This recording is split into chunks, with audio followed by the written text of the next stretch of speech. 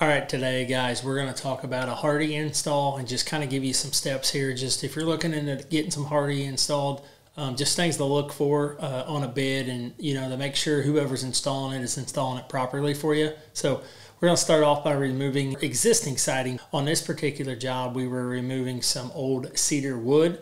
A lot of times we're also just removing regular vinyl siding also. So once you get that all removed, we're going to go through there and pull all the nails, staples. Once that is all cleared off and everything, we're going to check and make sure there's no bad rotted wood or anything. And then we're going to install the moisture barrier, house wrap, or Tyvek, a couple different terms there that's used for that. And then the next step would be to trim out anything that needed trimmed. Once everything is trimmed out, we can start installing the Hardie board. Whenever you have what you call the butt joints that go together, you have to put a piece of flashing in there called a bearskin.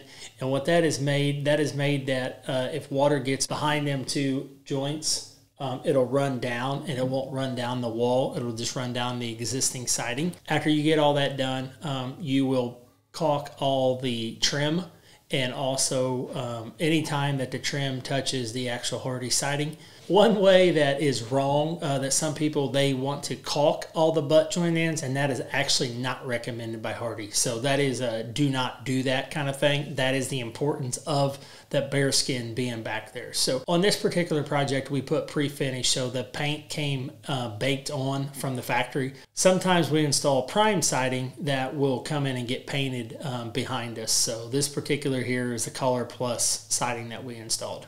Hope you found this video informational, and if we could help you with any Hardie needs or answer any of your siding needs, give us a call at 765-561-4023. Thank you and have a great day.